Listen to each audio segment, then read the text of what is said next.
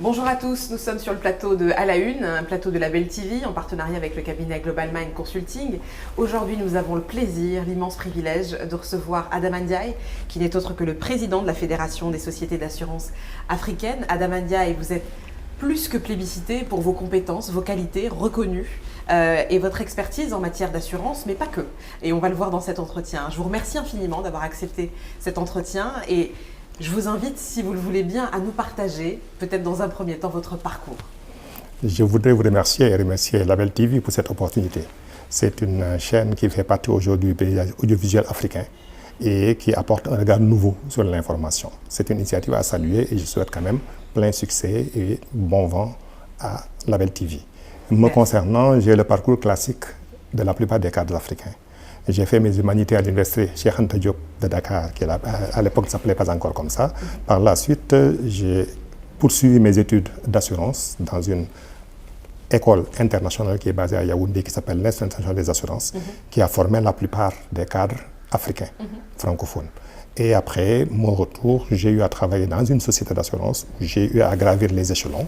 Par la suite, j'ai intégré une exaltante aventure qui est celle de la constitution d'un cadre unique de supervision et de régulation au plan africain, c'est la CIMA, organisme de contrôle qui a en charge le contrôle de sociétés d'assurance de 14 pays africains. Et après, avec des amis, nous avons monté la première initiative africaine de réassurance privée, qui était la compagnie Avenir basée à Abidjan. Et c'est après que j'ai succombé à l'appel du pays. Je suis rentré de peu près 5-6 ans pour prendre la tête de la Fédération des sociétés d'assurance de droit national africaine, la FANAF. Alors, justement, la FANAF, qu'est-ce que c'est? Quelle est la vocation de cette fédération? La vocation de la FANAF, en fait, on ne peut pas l'appréhender clairement tant qu'on n'est pas remonté aux origines. Ce qu'il faut dire, c'est que c'est une initiative totalement africaine qui est née en 1976. Le contexte en 1976, c'est qu'on avait un secteur des assurances qui était dominé entièrement par des cadres étrangers. Et il fallait donc que les cadres africains trouvent un moyen d'expression. C'est pourquoi en mars, ils se sont réunis à Yamoussoukro et ont porté sur fonds baptismaux la FANAF. Aujourd'hui, la FANAF, c'est 220 sociétés de 29 pays, mais pas qu'africains, puisque le Bahreïn participe à nos travaux. La FANAF, c'est à peu près 1200 milliards de chiffre d'affaires. À la fin de l'année 2017, c'est environ 2500 milliards d'actifs gérés et d'investissements dans l'économie. C'est surtout 450 milliards de francs CFA qui ont été payés pour la prise en charge des sinistres et des accidents. Mais c'est également, malgré tout, quelques faiblesses.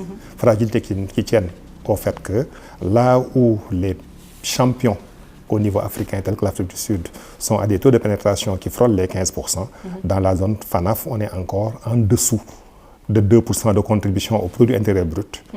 En ce qui concerne la densité, qui est la prime moyenne par habitant, là où au niveau de l'Afrique du Sud, on n'est pas loin des $900, dans notre zone, on est encore autour de 2 à 3 dollars. D'accord, ok. Par habitant. Par habitant. Est-ce qu'aujourd'hui, vous identifiez des défis qui sont des défis prioritaires, si on veut vraiment significativement booster le secteur des assurances? Le principal des défis que nous avons remportés, c'est d'abord le défi de l'organisation et de la taille critique des sociétés. Ensuite, il faudra que nous remportions le défi de l'inclusion financière des populations les plus défavorisées. Heureusement, des solutions existent qui nous permettent d'aller vers cette demande qui peut être une demande solvable. Ces produits, c'est d'abord la microassurance dont on parle beaucoup, mais c'est également toutes les assurances alternatives. Et je parlerai peut-être d'un produit qui me tient à cœur, c'est le Takaful. Le Takaful qui est l'assurance donc adaptée aux principes islamiques, mais je dirais plutôt aux principes éthiques. Et c'est autant de pistes. Bien sûr, on ne va pas négliger le formidable avancée qui est constituée par la révolution numérique et digitale. Et si on parvient à la saisir, nous avons là une piste de développement qui peut être une bonne piste. D'accord. Alors très concrètement, comment est-ce que la FANAF aujourd'hui parvient à accompagner la structuration de ce marché des assurances et donc naturellement des opérateurs économiques qui évoluent dans ce secteur? La FANAF intervient d'abord en amont, en pesant sur les aspects réglementaires. Et je dois dire que nous travaillons la main dans la main avec la CIMA, qui est la conférence interfaite des marchés d'assurance, qui est la structure, qui est le régulateur et le superviseur, mais qui a également en charge la mise en place du cadre réglementaire. Dans le cadre de cette mise en place de cadre réglementaire, nous intervenons beaucoup. D'abord en tant qu'initiateur de certaines réformes et ensuite pour encadrer certaines réformes, éviter qu'il n'y ait des dérives afin que l'environnement évolue dans un cadre assaini. L'autre aspect, c'est que nous rendons possible par une politique de communication ciblée, la communication des statistiques et la formation des acteurs, nous parvenons quand même à obtenir, bon an, mal an, une certaine avancée au niveau de ce point-là. Alors, est-ce qu'on peut identifier, est-ce qu'on peut dire qu'il y a des limites finalement à l'essor du secteur de l'assurance ou pas? Il y a beaucoup de limites. La première des limites, c'est l'environnement économique dans lequel nous évoluons. L'assurance est un élément consubstantiel de l'environnement économique. Or, nous savons qu'en Afrique, nos économies restent fragiles. Et non seulement restent fragiles, mais il y a une mauvaise allocation, une mauvaise répartition des richesses qui fait en sorte que la population la plus fragile ne juge pas toujours nécessaire d'aller vers l'assurance, alors que c'est l'inverse qu'il doit se faire. Je dois dire simplement que plus on est riche, moins on a besoin d'assurance. Plus on est pauvre. Plus on est pauvre, plus on a besoin d'assurance. Je vais peut-être prendre un cas basique, c'est de vous dire simplement qu'un footballeur comme Sadio Mané, s'il perdait sa maison aujourd'hui, il faudrait peut-être 24 heures pour en construire une nouvelle. Oui. Ce qui ne serait pas le cas de la plupart des Sénégalais qui ont peut-être économisé pendant 30 ans pour construire une maison. Et ce sont eux qui ont intérêt justement à l'assurer pour être sûrs d'avoir un toit quand celui qu'ils ont sera affecté par un sinistre. Alors justement, aujourd'hui vous êtes président de la FANAF. Quel est le rôle que vous jouez pour contribuer finalement à dynamiser ce secteur de l'assurance et à faire en sorte que la pénétration soit plus importante? Quelles sont les actions que vous êtes en mesure de pouvoir conduire? Les actions, elles sont multiples et variées. Parce que la FANAF, comme il dit, c'est d'abord un creuset de réflexion et d'excellence. À la base, donc, la FANAF a été faite pour qu'il existe une industrie africaine de l'assurance, mais cette industrie a beaucoup bougé et on a dû s'adapter aux évolutions du moment. Ce qui s'est fait, c'est que, considérant donc qu'une bonne partie des populations africaines ne sont pas intéressées à l'assurance, il y a d'abord un travail de vulgarisation qui est le fait de la FANAF. Bien sûr, cette vulgarisation, elle a un coût. Elle ne produit pas immédiatement des résultats, mais nous sommes sur la bonne voie. Il y a également un travail d'inclusion financière. Et dans cette inclusion, nous avons essayé d'explorer des niches potentiellement porteuses. L'une de ces niches qui est aujourd'hui à la mode, c'est ce qu'on appelle la micro-assurance, consistant à essayer de toucher les couches qui auparavant n'étaient pas assurées pour les amener. Et bien sûr, ce qu'il ne faudrait pas négliger non plus, c'est que notre secteur a des fragilités parce qu'elle fait partie d'un écosystème qui est lui-même fragile. Nous sommes un élément substantiel du paysage économique de nos pays et on sait que nous sommes dans des pays pauvres où la préoccupation n'est pas toujours de s'assurer. Et c'est là où il faut faire tout ce travail d'information et d'éducation pour montrer au gros des populations que justement plus on est pauvre, plus on a besoin d'assurance. Celui qui est riche n'en a quasiment pas besoin, mais celui qui n'a pas les moyens a réellement besoin de s'assurer. Et c'est ce travail-là que la FANAF fait aujourd'hui. Est-ce qu'il y a d'autres défis que vous percevez, vous, quand on parle de développer le secteur de l'assurance en Afrique? Est-ce qu'il y a d'autres challenges qu'il vous faut ou qu'il vous faudra relever? Bien sûr. On ne peut pas parler aujourd'hui de développement, de toucher les populations ou d'inclusion financière si on occulte cette révolution fantastique qui est peut-être un saut vers l'inconnu, c'est la digitalisation. Nous avons le numérique, nous avons le digital. Aujourd'hui, nous savons que les consommateurs ne se comportent plus de la même façon, mais nous savons également que nous allons vers un terrain qui est totalement inconnu, avec un monde qui devient de plus en plus ouvert, où l'assuré potentiel du Sénégal n'a pas besoin justement de s'assurer au Sénégal, même si légalement il y est astreint. D'un simple clic de souris, il peut avoir une ouverture sur une demande qui est parfois un peu plus élaborée et qui lui permet de s'assurer ailleurs. Donc il faut de simplifier. Ce qui fait que donc aujourd'hui nous devons emprunter ce train du digital. On s'y est résolument mis et la FANAF a commencé à réfléchir et à poser des actions concrètes depuis 4 ans. Et je pense qu'aujourd'hui, certaines sociétés sont déjà prêtes et fournissent déjà des produits qui, j'en suis sûr, bien présentés et bien vendus, permettront quand même à ce marché-là de se développer. Les autres défis maintenant sont des défis d'origine réglementaire, parce que nous sommes dans un environnement qui est tumultueux, où d'une vision microprudentielle de la régulation, on est passé depuis la crise de 2008 en une approche totalement macroprudentielle, consistant maintenant pour tous les acteurs à pouvoir voir si la résilience des économies, si la résilience des sociétés d'assurance ne met pas trop en mal les économies dans son ensemble. Ce qui fait que donc cette vision consiste en se conformer à des règles qui parfois sont édictées ailleurs, pour des acteurs qui sont de taille beaucoup plus importante. Et c'est là le défi le plus important pour nos sociétés qui restent quand même des acteurs modestes et fragiles. Alors comment est-ce qu'on explique aujourd'hui la faiblesse, vous en parliez, la faiblesse du niveau d'assurance sur le continent, quand on peut le comparer à d'autres régions du monde, surtout quand on sait que historiquement l'assurance serait née sur le continent africain? L'assurance est bien née sur le continent africain, mais il y a un problème qu'on ne peut pas décorréler de la situation économique de nos pays, comme je l'ai dit tantôt. Le réflexe pour nos populations, c'est d'abord de satisfaire les besoins primaires. L'assurance semble être un besoin évolué. C'est pourquoi il y a donc toute une éducation à faire pour leur faire comprendre qu'en réalité, l'assurance fait partie de la pyramide des besoins de Maslow, des besoins primaires de Maslow. Et qui doit jouer ce rôle? Qui doit jouer ce rôle d'éducateur et d'informateur aussi, hein? Ce rôle, il doit être joué par les assureurs. Il doit aussi être joué par les pouvoirs publics. Parce que les pouvoirs publics ont un rôle d'accompagnement. Je prendrai un pays qui nous est culturellement peut-être très proche, c'est la France, qui était le colonisateur de nos 14 pays. Ce que je peux dire, c'est qu'en France, il y a pas moins de 90 assurances obligatoires qui ont été recensées, même si certains disent qu'il y en a beaucoup plus, certains parlent de 200, mais moi en tout cas j'en connais 90. 90 assurances obligatoires auxquelles les populations ne peuvent pas déroger. Dans nos pays, nous avons au maximum 2 ou 3 assurances obligatoires. Alors comprenez que des populations qui sont peut-être un peu mieux éduquées, un peu plus au fait de l'assurance, ont cru bon d'avoir 90 incitations, là où nous, on n'en a que 2 ou 3, c'est dire que quelque part, l'État n'a pas joué véritablement son rôle d'accompagnement. Mais il faut dire également qu'en ce qui concerne nos acteurs, nous devons opérer notre mieux. Partir de la petite compagnie d'assurance vers la très grosse compagnie d'assurance. Actuellement, le leader des marchés de la CIMA pèse à peine 45 à 50 milliards de francs CFA. Je la comparerai peut-être à un leader mondial. Le 3e ou le 4e assureur mondial aujourd'hui, c'est un assureur chinois dont le chiffre d'affaires fait l'équivalent de 10 fois le PIB du Sénégal. Je n'ai pas parlé des grosses sociétés américaines qui ont à peu près autour de 210 milliards de dollars de chiffre d'affaires, ou d'une société comme AXA ou Allianz qui est autour de 150 milliards de dollars, alors que tout le chiffre d'affaires de la zone CIMA représente à peu près 2 milliards ou moins de 2 milliards et demi de dollars. C'est montrer donc tout le chemin qui reste à franchir. Et là, qu'est-ce qui limite ces entreprises nationales, ces assureurs nationaux, pour atteindre cette taille critique, au-delà des éléments que vous avez évoqués? Ce qui peut limiter, c'est ce que nous avons appelé le corset réglementaire.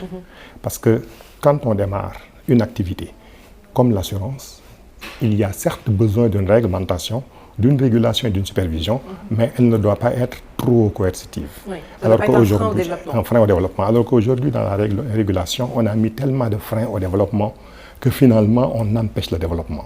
Sous d'autres cieux, et j'ai parlé tantôt de l'Afrique du Sud, mais il y a également le Kenya et le Ghana, qui connaissent un formidable développement, parce qu'on a testé dans ces pays un mécanisme qu'on appelle le test and learn, qui consiste simplement à laisser ouvert dans le cadre d'un cadre réglementaire et permettre aux sociétés d'évoluer sur la base de principes, quitte à resserrer le boulon au fur et à mesure quand il y a des dérapages qui sont constatés.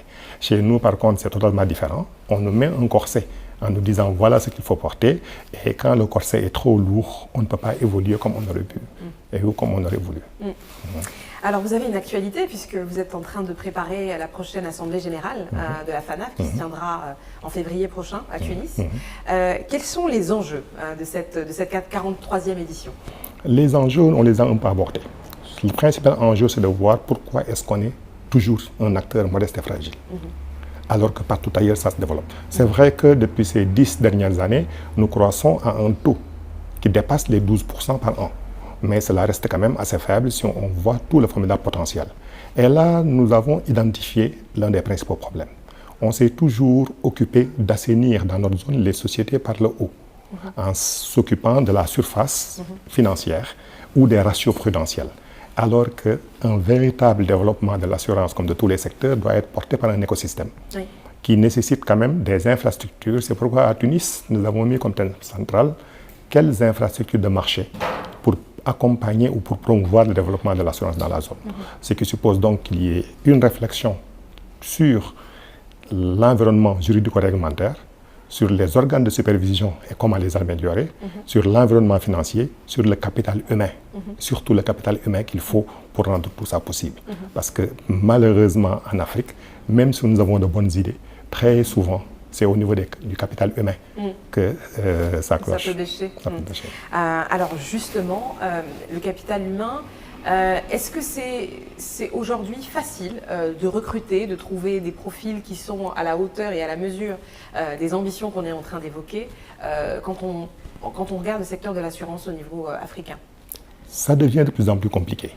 J'ai parlé tantôt en guise introductif de l'Institut international des assurances de Yaoundé, qui forme d'excellents cadres, mais des cadres qui sont formés aux techniques d'assurance, mais qui montrent parfois des fragilités après 4 ans et 5 ans dans les matières liées au marketing, à la gestion, à l'innovation. Alors qu'aujourd'hui, les profils dont on a besoin dans le secteur, c'est plus des profils support.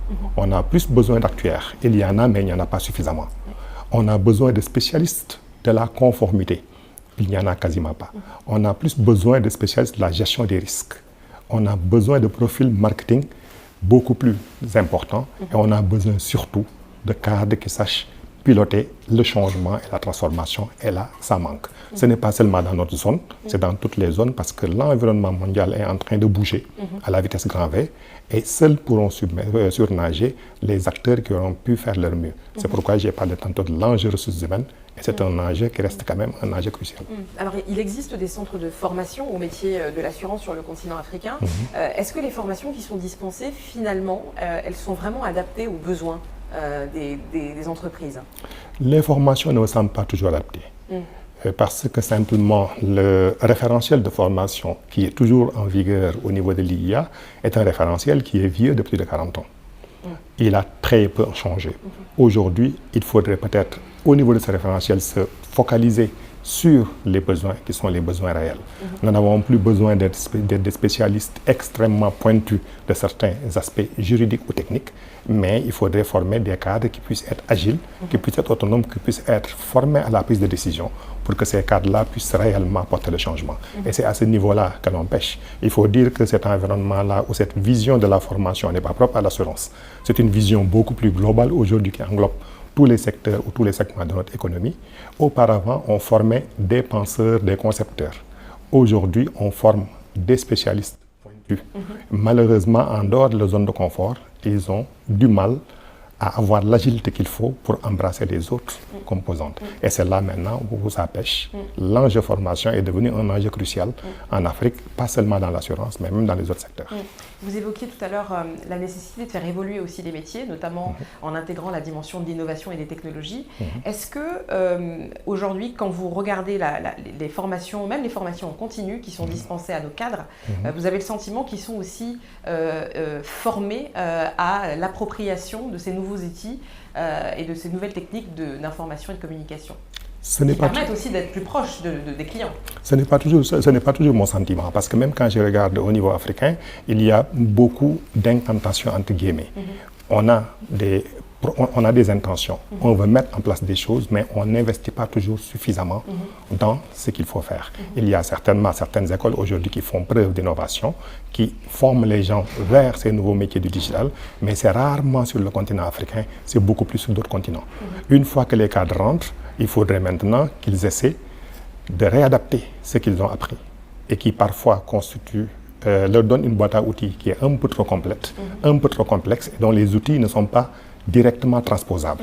Et c'est à ce niveau-là que l'écosystème n'est pas toujours favorable pour accueillir tout cela. Il y a donc un autre travail qu'il faudra faire. Ce travail, il est surtout réglementaire.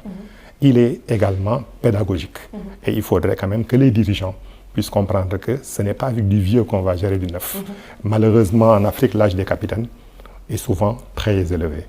Je suis considéré comme étant un jeune cadre alors que je suis quasiment dans ma soixantaine.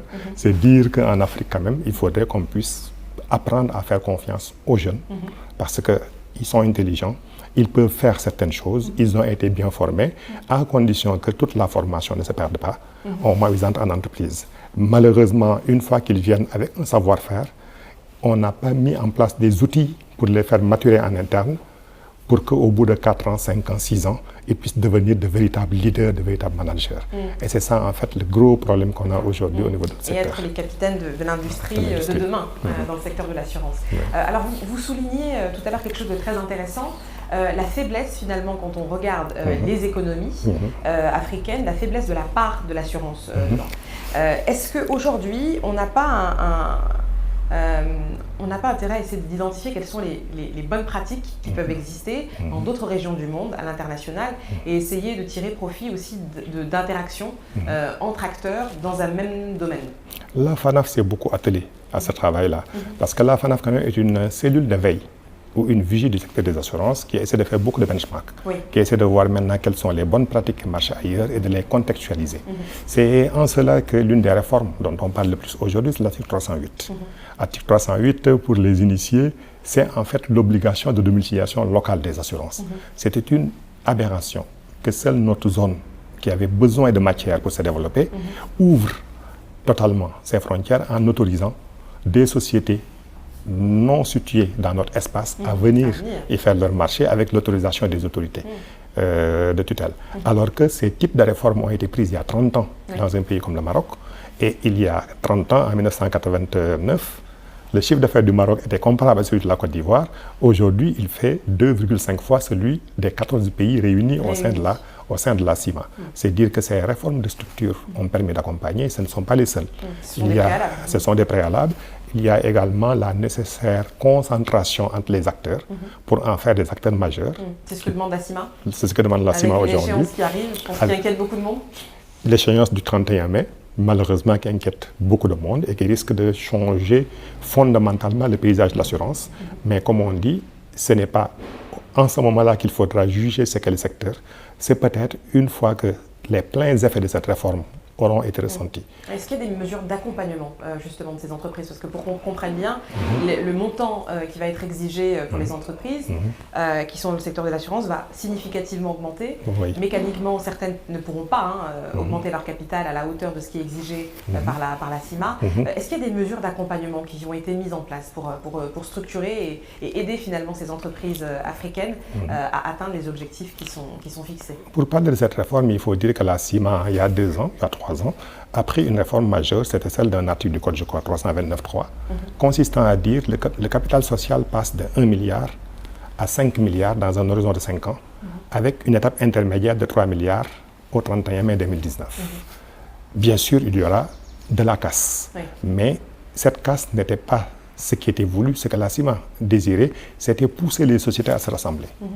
Parce que, je l'ai dit tantôt, il y a à peu près dans l'espace CIMA 180 sociétés pour un chiffre d'affaires qui est l'équivalent de 4 ou 3 sociétés leaders au Maroc.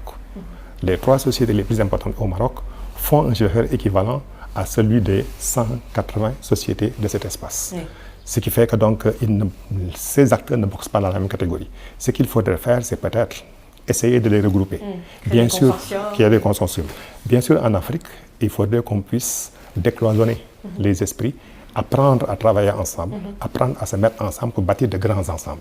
Et c'est là maintenant qu'il y a le plus compliqué. Je sais que sur le plan réglementaire, les outils sont là, mais est-ce que sur le plan réel, nos autorités, surtout locales, qui sont les relais de la CIMA, auront le courage d'aller jusqu'au bout et de forcer les sociétés à se mettre ensemble, y compris par la force, comme cela a été imaginé dans certains pays il y a environ 30 ans. Ce qu'il faudrait éviter, ce serait peut-être de faire comme ce qui s'est fait au Nigeria, qui a voulu avoir de grands ensembles, qui a pris ces mesures et qui, je crois, le 28 février 2008, a fait passer à la trappe tous ceux qui n'avaient pas suivi. C'était pas très agréable. J'imagine que ça devait être assez compliqué. Non, c'était très compliqué. Le Ghana également a initié, et je crois que depuis le 31 décembre dernier, au niveau du secteur bancaire, il y a 10 banques qui sont tombées à la trappe parce qu'elles n'avaient pas les fonds propres suffisants. D'accord, donc il ne faut pas attendre en fait que... Il ne faut pas attendre, il faut peut-être d'ores et déjà, après 3 ans, essayer de pousser les gens à se regrouper. Ce travail est fait, il y a des réunions qui sont prévues. Au prochain Conseil des ministres de la zone franc, en avril, ce problème sera posé. Après l'échéance, je crois, au mois de juillet, il y a une session spéciale de la commission qui va se réunir. Et c'est seulement à l'issue de cette session qu'on saura réellement quelle est la nouvelle configuration du secteur. D'accord. Alors, Aujourd'hui, avec l'expérience qui est la vôtre et votre j'allais dire, la capacité que vous avez eue aussi à être un acteur de cette transformation et de l'évolution du secteur de l'assurance sur le continent, qu'est-ce que vous percevez comme étant, qu'est-ce que vous retenez comme étant la contribution de l'assurance quand on parle de développement? La contribution de l'assurance, en fait, se situe à un double niveau. Parce que quand on parle d'assurance, je vous l'ai dit tantôt, j'ai découvert en arrivant à l'Institut des assurances que c'était tout un monde. Ce n'est pas la partie visible de l'iceberg que l'on perçoit. Cette partie visible, c'est le paiement des sinistres, c'est le petit chèque que l'on donne à celui qui a perdu. Mais il y a tout un travail d'amont qui se fait. Si nous sommes dans des maisons qui sont construites aux normes, c'est parce qu'il y a des assureurs qui ont poussé à ce que ces maisons soient bien construites pour qu'elles ne tombent pas. Donc tout ce travail de prévention et de protection, tout ce travail de lutte contre l'incendie, mais qui va au-delà, même au niveau des grandes maladies, qui peuvent être les maladies chroniques ou les maladies orphelines, les assureurs ont eu, dans le cadre de fondations, à financer des études pour lutter notamment contre l'apnée du sommeil, pour faire à la médecine des avancées significatives dans le traitement de certaines affections chroniques. Prévenir aussi ce qui pouvait. Parce que c'est surtout ce travail-là qui est le travail de l'assurance. C'est un travail de prévention. Une fois que ce travail a été bien mené, il subsiste quand même un risque résiduel. Et c'est ce risque-là maintenant qu'il faut couvrir par les mécanismes d'assurance. Mais tout cet argent qui est mobilisé ne sert pas seulement à payer les sinistres. Dans l'intervalle entre la mobilisation et la survenance du dommage, cet argent est investi dans l'économie.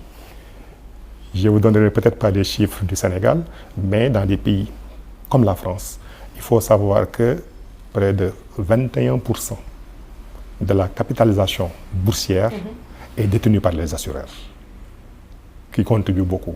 Et aujourd'hui, même dans les financements des projets, on parle beaucoup des banques, on parle beaucoup des autres acteurs, mais même l'argent que les banques donnent comme financement des économies provient en grande partie de la mobilisation de l'épargne des assureurs. Alors justement, l'une des évolutions naturelles du métier de l'assurance, on est en train de le voir, c'est en train de s'accélérer, semble-t-il, c'est de fusionner. On parle beaucoup plus de banque assurance aujourd'hui, c'est plus qu'un terme omniprésent.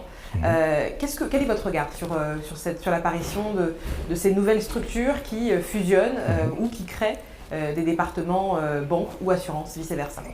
Bon, il faut dire quand même que c'est deux métiers qui sont très voisins et qui étaient appelés à se marier.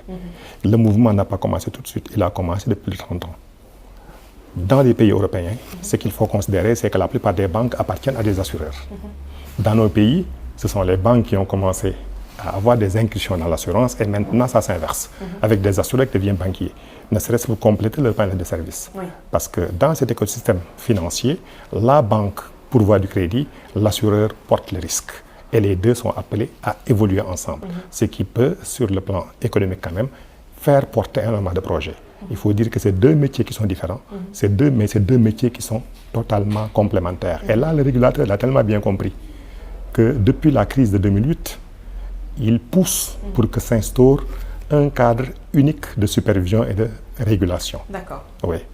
Au niveau d'un pays comme la France aujourd'hui, c'est l'autorité de contrôle prudentiel qui fédère le contrôle des assurances et le contrôle des banques. Dans la zone UMOA, il y a ce que nous appelons le comité de stabilité financière.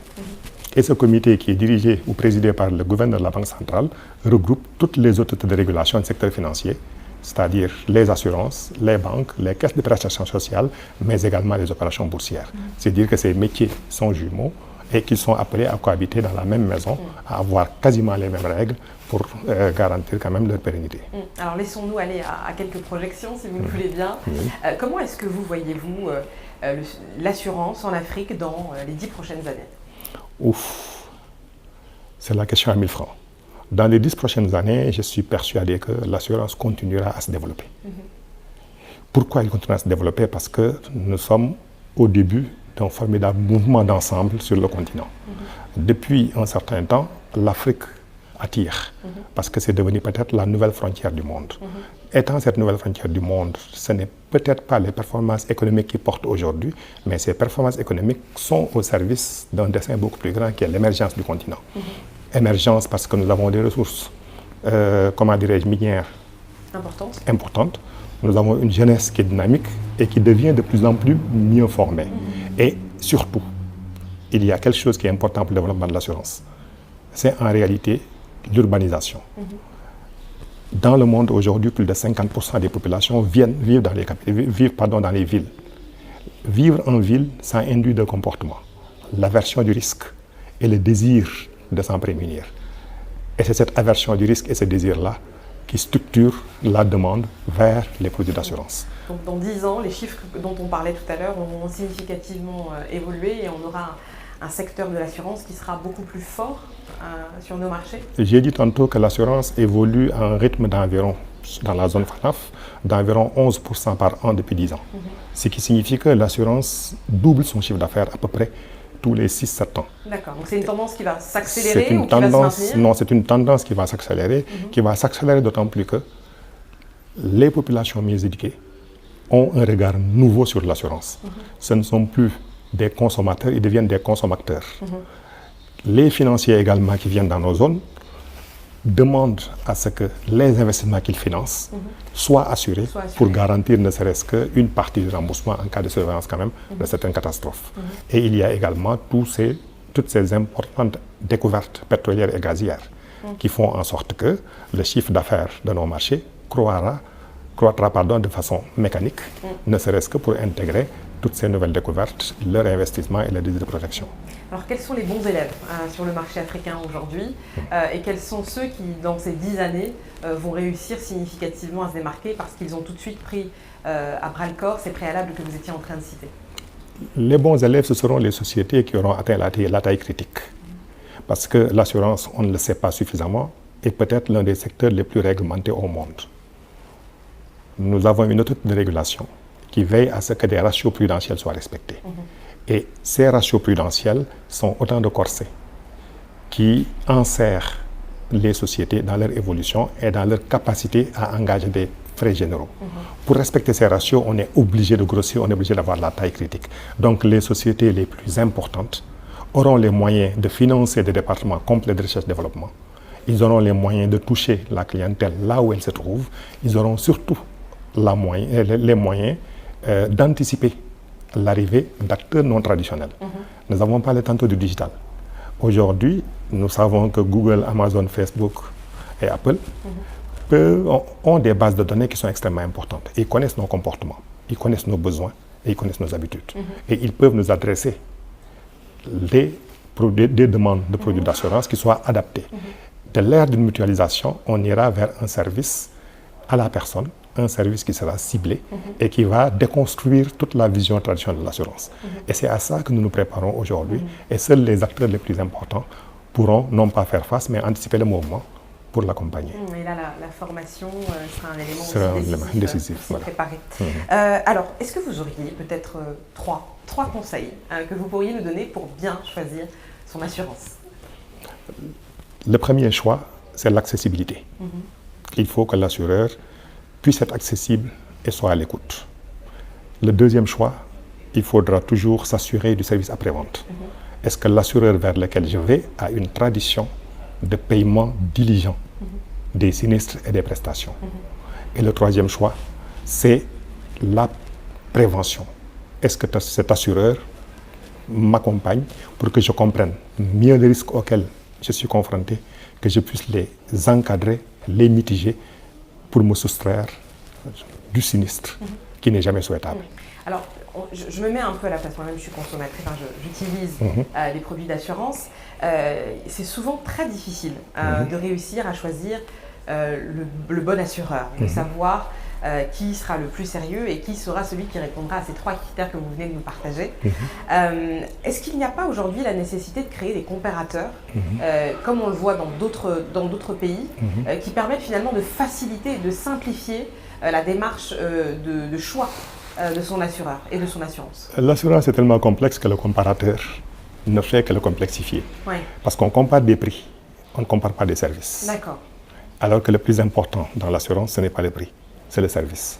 Et méfions-nous des petits prix, parce qu'ils donneront droit à des petits services. Alors, les comparateurs peuvent aussi donner des données croisés sur la base aussi de feedbacks qui ont été donnés par des bénéficiaires pour savoir qui est le mieux noté dans les différents aspects que vous venez de citer. Je pense que ça peut être intéressant aussi de pouvoir orienter le consommateur en étant très transparent et en lui permettant d'avoir accès à des informations qui vont être déterminantes dans le choix de son assurance. Parce que ces données-là, c'est très difficile de les avoir quand on n'est pas forcément déjà dans l'assurance, donc auquel cas vous êtes déjà chez votre assurance, donc vous avez la possibilité de voir, mais sinon ça peut être un petit peu difficile. Est-ce qu'il n'y a pas là une place à occuper peut-être par d'autres opérateurs, pas forcément les assurances, pour pouvoir faciliter l'accès à ce type d'informations? Bon, ce type d'information, il faut dire, d'un point de vue légal, n'est pas compliqué à avoir. Parce que les sociétés d'assurance sont obligées de remettre à toute personne qui en fait la demande, moyennant un prix qui ne peut pas dépasser 1000 francs CFA, certains éléments essentiels de la gestion. Très bien. Qui peuvent permettre à l'œil avisé de comparer, de regarder. Donc, mais il faut faire la démarche de solliciter auprès de tous les assureurs. Auprès de tous les assureurs. Aujourd'hui, il y a des assureurs qui sont allés vers des pourvoyeurs de services ou de solutions informatiques qui ont mis en place des comparateurs. Certains sont des courtiers d'assurance, d'autres sont simplement des fintech qui comparent tous ces produits, qui font en sorte que la personne qui est là peut savoir exactement quel est le prix et quels sont les services. Mais cela ne concerne qu'une part marginale de l'assurance, c'est-à-dire l'assurance des particuliers. Dans l'assurance des particuliers, on a des produits qui sont extrêmement simples. Mais quand on va vers l'assurance des entreprises, on est vers des produits qui sont beaucoup plus sophistiqués et beaucoup plus complexes. Et heureusement, aujourd'hui, la plupart des entreprises recrutent des professionnels qu'on appelle les risk managers, qui ont la capacité d'analyser l'offre des assurances, et ils ont des services financiers qui peuvent analyser. Et aujourd'hui, il y a tout un travail qui est en train d'être fait avec la CIMA justement sur l'amélioration des normes de transparence dans la communication financière.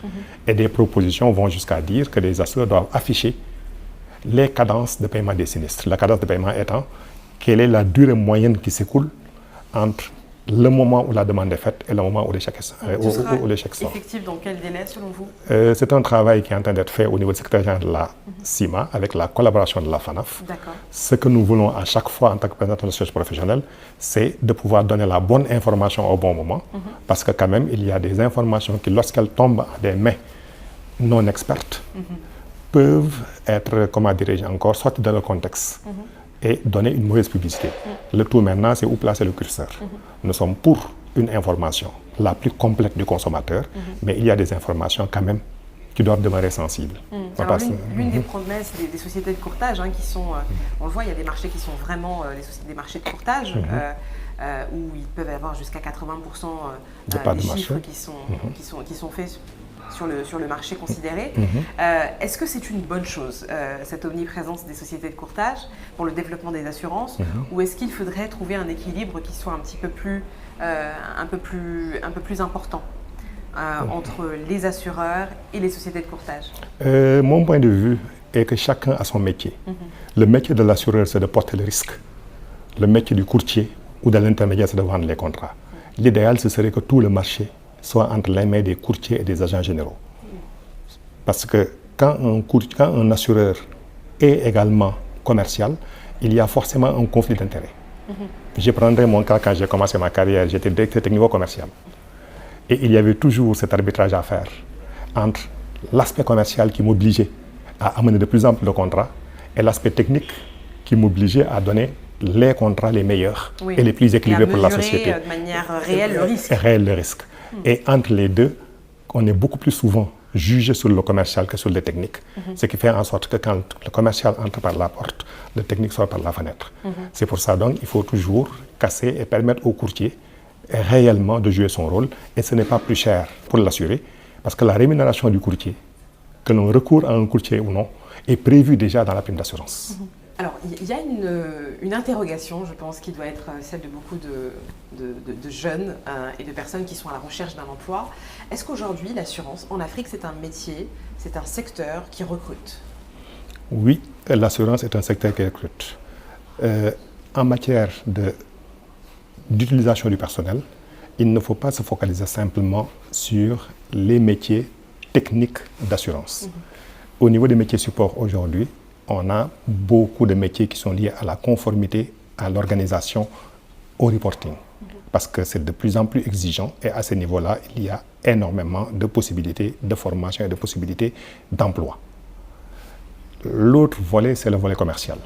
Nous avons dit qu'au niveau du volet commercial, il y a le dépérissement des réseaux traditionnels, mais qui est remplacé aujourd'hui par la nécessité d'avoir une demande ou une offre beaucoup plus exigeante. Nous avons besoin de savoir qui vend les meilleurs contrats aux jeunes, et pour cela, il faut qu'on les comprenne, et il faut également qu'on puisse leur adresser la demande qui est la plus importante. Oui, l'assurance recrute, l'assurance a encore de beaux jours devant lui, l'assurance a un avenir qui est ouvert, mais à condition qu'il opère sa mue, et c'est en cela que j'ai dit que c'est un métier où les ressources humaines de qualité en manquent pour le moment. Il y a heureusement beaucoup d'établissements de formation qui tentent de suppléer, à condition que ces établissements puissent changer leur offre de services pour avoir réellement ce dont on a besoin. Alors précisément, doit-on s'attendre à l'apparition de nouveaux métiers dans le domaine? Il y a déjà de nouveaux métiers dans le domaine. Si je parle de l'assurance, ou généralement quand on en parle, c'est l'assurance au stricto sensu. Mais la nouvelle frontière de l'assurance, si elle ne l'a pas déjà franchie, c'est l'assistance. Et l'assistance se développe de façon formidable. Et on a même dépassé l'assistance pour être maintenant dans une ère de service. Ce que vous désirez, ce n'est pas que quelqu'un vous donne un chèque quand votre véhicule est endommagé, mais c'est que quelqu'un vous donne un nouveau véhicule, qu'il puisse régler vos problèmes. Et c'est ça maintenant, c'est à ça que sert l'assurance.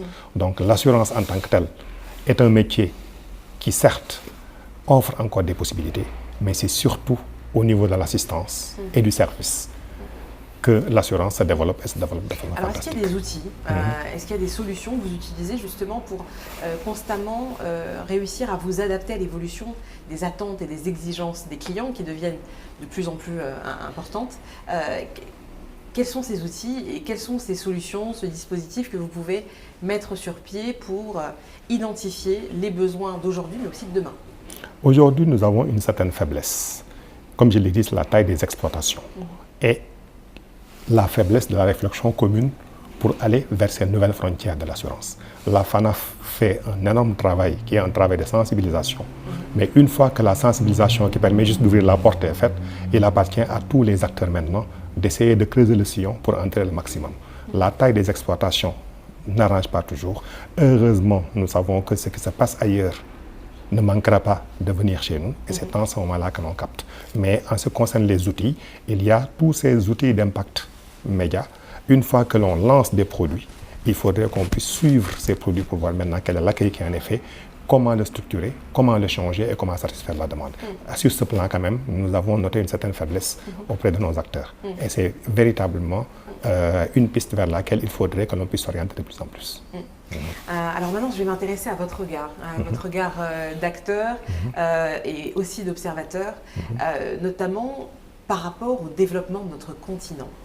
Comment est-ce que vous percevez, comment est-ce que vous ressentez l'évolution de ce continent et quels sont selon vous les principaux défis auxquels nous sommes confrontés aujourd'hui? Notre continent, on en parle beaucoup aujourd'hui. D'un continent sans espoir, il est devenu un continent émergent. Mais ça, c'est le regard de l'autre. Mais en tant qu'acteur de ce continent, je me dis qu'il y a des préalables qui me semblent avoir été négligés. Et l'un des principaux préalables, c'est l'éducation et la formation. On ne peut pas se développer avec une population non éduquée ou non formée. Et dans l'offre d'éducation que l'on a sur notre continent, il me semble que jusqu'à présent, là où les pouvoirs publics ont échoué, c'est dans la nécessité de différencier ce que c'est que l'instruction et ce que c'est que la formation. Malheureusement, on a tendance à amalgamer le tout et à penser que la formation, c'est l'instruction. Alors que de mon point de vue, l'instruction, c'est l'acquisition de savoir et de connaissances. Alors que la formation, c'est l'acquisition de comportements et de compétences. Et tant qu'on n'aura pas bien distingué les deux, on aura du mal à former des citoyens qui soient réellement des acteurs de développement du continent. Et pour cela, de mon point de vue, il faudrait que l'on puisse revoir totalement la formation de base. En Asie, si on prend le modèle sud-coréen, le modèle singapourien ou les autres modèles, on a investi sur l'homme depuis la maternelle jusqu'à l'université. Et c'est ce formidable investissement aujourd'hui qui a permis l'émergence de ces pays-là. Malheureusement, quand je regarde un pays comme le nôtre qui est le Sénégal, certainement on s'est plus occupé de l'alphabétisation que réellement de la formation. On a des cadres qui sortent de nos systèmes scolaires et universitaires, mais qui sont de moins en moins adaptés à l'environnement dans lequel nous vivons. Et tant qu'on n'aura pas attaqué cette problématique-là, de mon point de vue, on sera toujours un peu en retard et on demandera toujours à ce que les autres viennent nous dicter ce qu'il faudra faire. Alors que, bien pris en charge, bien encadrés et bien formés, nous avons des jeunes qui peuvent être de véritables acteurs de développement. Mais pour cela, c'est un investissement à très long terme. Est-ce que vous avez le sentiment qu'on est sur la bonne voie pour atteindre un développement qui soit fondamentalement, véritablement endogène et structurant dans nos économies? Je ne suis pas un afro-pessimiste. Je me définis plutôt comme un afro-réaliste. Mon point de vue est qu'on est réellement sur la bonne voie.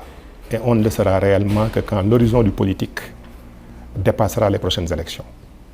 Malheureusement, j'ai le sentiment aujourd'hui qu'on a deux horizons. Le politique qui pense aux prochaines élections, alors que la vision du développement, elle transcende les prochaines élections, elle va beaucoup plus loin. Nous avons des plans d'émergence des fois sur 10 ans, sur 15 ans, sur 20 ans. Dans la mise en œuvre, il faut de façon froide pouvoir les mettre envers ou contre tout, quitte à fâcher certaines composantes de la population. Alors que ce que l'on observe en Afrique, c'est que le politique généralement fait des concessions parfois douloureuses qui remettent en cause tous les objectifs structurants qui auraient pu permettre au continent de développer, simplement parce qu'il veut se maintenir au pouvoir ou il veut gagner les prochaines élections. Tant qu'on aura cette mentalité, on aura du mal, de mon point de vue, à bâtir réellement un continent qui puisse se projeter.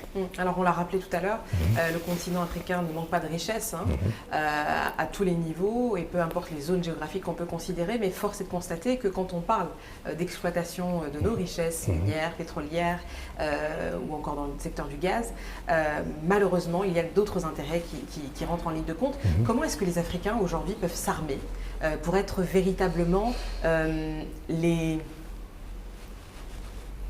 patrons de leurs ressources et bénéficier au juste prix de ce qu'ils produisent? Les ressources ont toujours existé. Si on parle de façon triviale d'un point de vue physique, le pétrole qui vient d'être découvert au Sénégal, il est dans le sous-sol sénégalais ou dans la haute mer sénégalaise depuis que le Sénégal est Sénégal.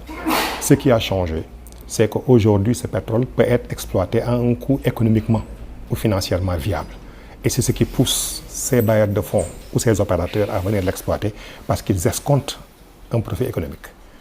Pour que nous puissions en tirer le meilleur profit, il faut qu'on comprenne qu'on a affaire à des hommes d'affaires qui viennent pour prendre des ressources, non pas par mécénat, mais pour s'enrichir.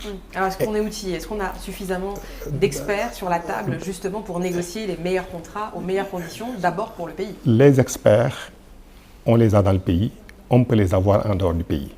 Il faudrait qu'avant toute prise de décision, qu'on puisse s'entourer des meilleurs experts, des meilleures garanties. S'il faut payer ce qu'il faudra le payer. S'il faut prendre le temps de bien étudier, il faudra prendre le temps de bien étudier. Malheureusement, comme je l'ai dit dans les horizons, à chaque fois qu'on découvre du pétrole, on s'empresse de signer des contrats. On s'empresse d'exploiter et à l'heure du bilan, on se rend compte que les retombées peuvent être largement en deçà de nos attentes.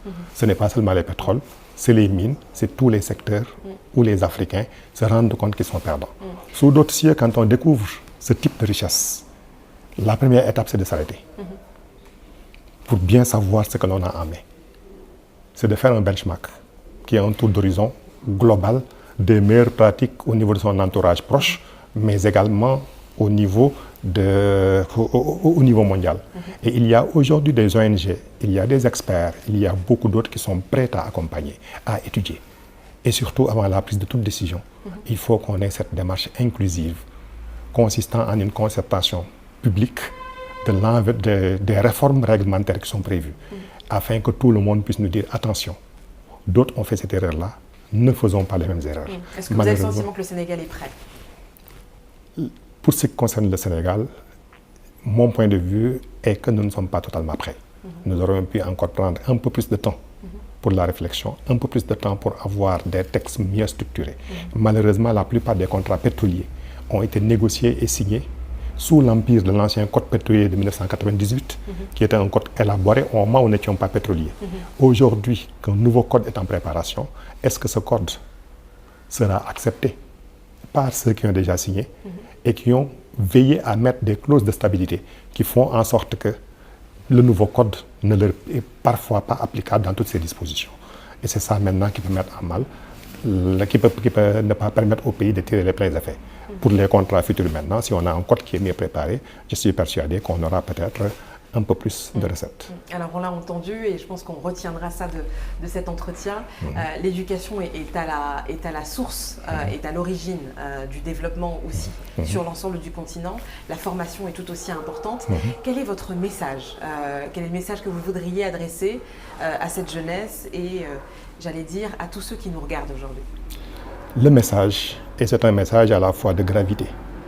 Je m'inquiète quand je regarde le paysage audiovisuel africain et que je me rends compte que les programmes qui nous sont proposés par les chaînes de télévision, peut-être poussés par la concurrence, c'est soit des telenovelas qui nous viennent d'ailleurs, c'est soit un programme musical, soit de la danse. C'est très peu de documentaires qui sont éducatifs et instructifs. Alors que la télé, la radio sont des formidables vecteurs d'information et de communication. Ces vecteurs, il faut pouvoir les utiliser pour faire la télévision autrement. Moi, je rêve en une télévision d'éducation, d'éducation à la santé, d'éducation au bien-être familial, d'éducation à la concorde, d'éducation à la citoyenneté, d'éducation au civisme, d'éducation à la religion. Et malheureusement, beaucoup de ces pans-là n'ont pas encore été explorés.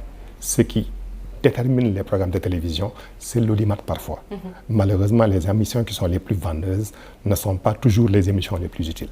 Et c'est en cela maintenant qu'il faudrait que nos autorités de régulation et nos investisseurs, les mécènes également, puissent pousser à ce que l'audiovisuel devienne un véritable vecteur d'éducation à côté de l'éducation qui se fait à la maison, à côté de celle qui se fait à l'école.